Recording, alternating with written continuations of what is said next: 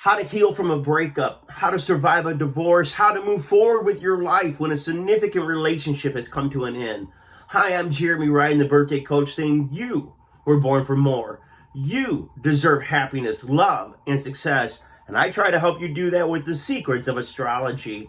And if you're new to my channel, I would love for you to subscribe, ring the notification bell, especially if you're going through a breakup or a divorce, or your heart is hurting over somebody that's no longer a part of your life. If you like this video and want to see more of it, say something in the comment section. So I want to give a quick tip on how you need to use astrology to help you navigate the sensitivity of a broken heart. Seventh house rules the house of marriage. And for many of us, in today's generation, may not actually be married by paper, but we're married by commitment. We're married that this is our significant other. So even though the seventh house is marriage, it's really the relationships that we commit to, that we say, this is my person.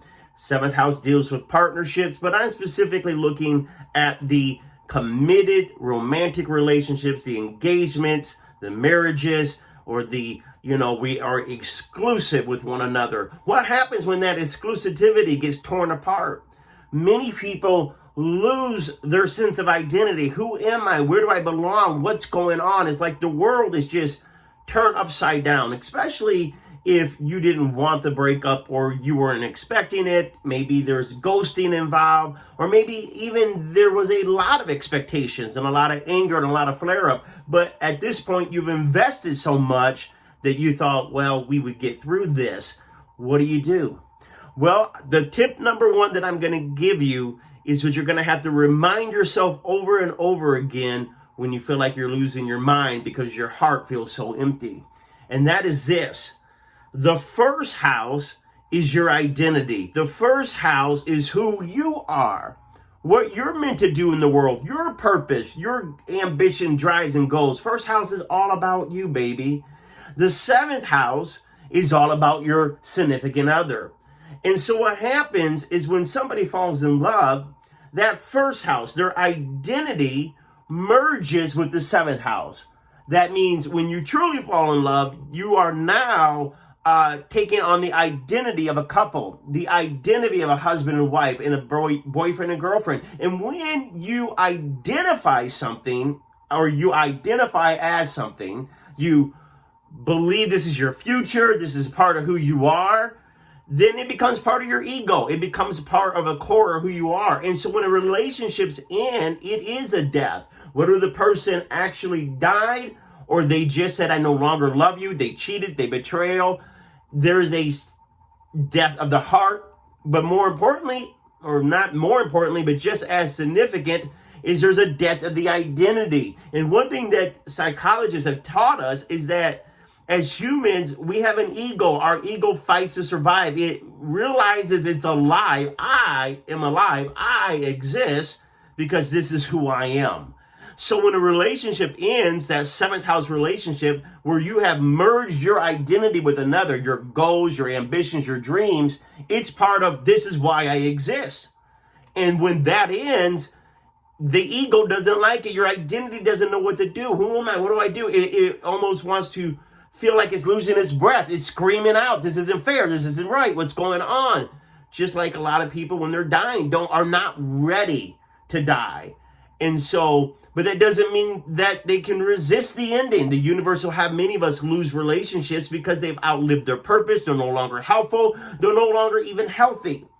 And so we may, at the onset of a breakup, not realize that the breakup is the best thing. We even probably intuitively saw it, know it, but because our identity merged with this person, we don't want to die. We don't want to let go. We don't want to, even if we know we should, there's that kicking and screaming of the heart that feels like it's so unjust and so unfair.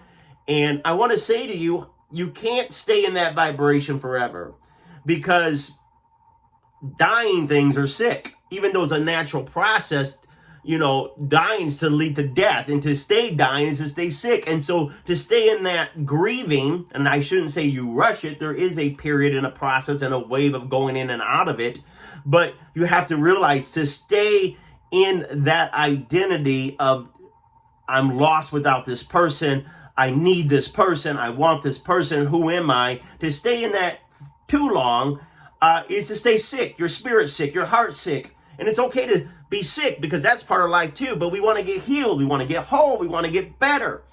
To get better is to stop focusing on that relationship that ended, focusing on the whys and what ifs. That can come later when you're doing psychological inventory about what you learned from the relationship, the good, the bad, and the ugly. But to heal, you need your spirit to become alive again, to get better again. You got to go back to the first house. And the first house is your identity. Who are you without this person? What were you doing before you met them? What do you want to do now? Like, I don't know what I want to do without them. That's because you put too much into the other person, too much into the seventh house, and you forgot who you are. You forgot there's a calling on your life. There's hopes and dreams and ambitions. And if you don't know who that is, because for so long, your whole life has been raising a family, being in a marriage, doing life together, that's all right. But now's the time to figure that out. Through the crying and the hurt and the pain, to figure out, what does the first house want me to do? And that's where you find it in your natal chart. What rising sign do you have? What planets are in the first house? The first house is your most important house. Now, the sun is where we put our energy. The sun is part of our soul lesson, but the first house is who you are. And if you don't know your first house, you're going to have an identity crisis.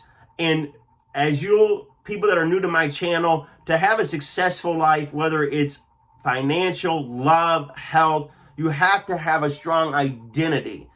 Now, yes, we're spirit, we're soul, we live forever, but we do choose to incarnate on this earth at a specific time with a specific identity. And when people get too far away from the first house, they lose direction, aim, and there's no worse feeling than being in limbo. Who am I?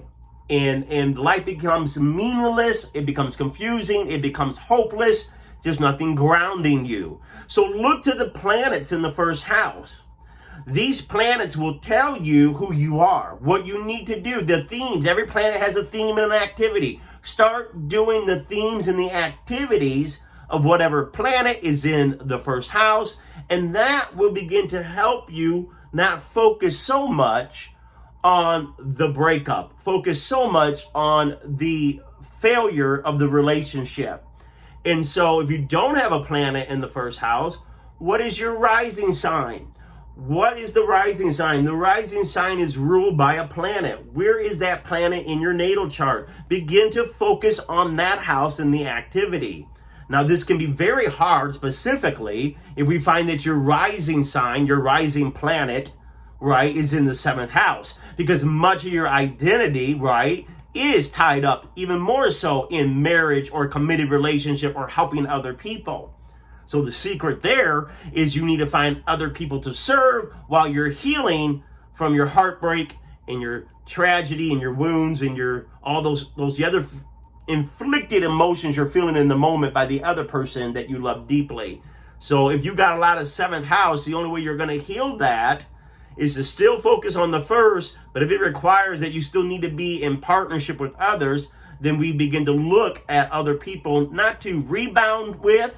I would say don't rebound. I wouldn't even say run into another relationship. I would say, what people can you serve? What people are healthy enough that you can partner with, maybe in business, because seventh house besides marriage and relationship is business. So then if we have a lot of planets in the seventh and someone has betrayed your marriage, betrayed your heart, your life, then you would want to spend some time focusing on that business, a business you can create, some side money, or something you can do with another person that will occupy time so your mind isn't consistently looking at the hurt. And so if you're going through a breakup right now, give yourself time to heal. Go in and out, up and down. But number one thing, you got to get back to knowing who you are outside of this person. What were the things you enjoyed doing before you met them? What were some of the things that light you up and excite you that you do without them? And begin to do these activities and begin to do things you enjoy. And if you don't know, begin to try things. It's a whole new life. You say, well, my life is ended. No, your life has just begun. There's openings. And the only way you're going to do that is begin to focus on activities that you might like to do outside of a romantic connection at this moment. There'll be other kinds of astrological things I can do to help you. If you are going through a breakup and you would like to get coaching with me, you can go to thebirthdaycoach.com, thebirthdaycoach.com, and we can take a look at what's in your first house. What is your identity? Who are you? Even though you're grieving the loss of a relationship, how do you heal from that and move forward without getting so caught up and obsessing over this loss? Because obsessing, especially if you're a Scorpio riser, is never really a healthy thing, no matter who you are. All right. Would you like more videos like this? Would you like me to do a series on how to heal from a breakup? And then definitely, would you like a series on what you should be looking for a soulmate or a partner according to your astrology chart? Everything's in that astrology chart. The good, the bad, the ugly. And it really is all good because it's all leading to our spiritual evolution. Namaste.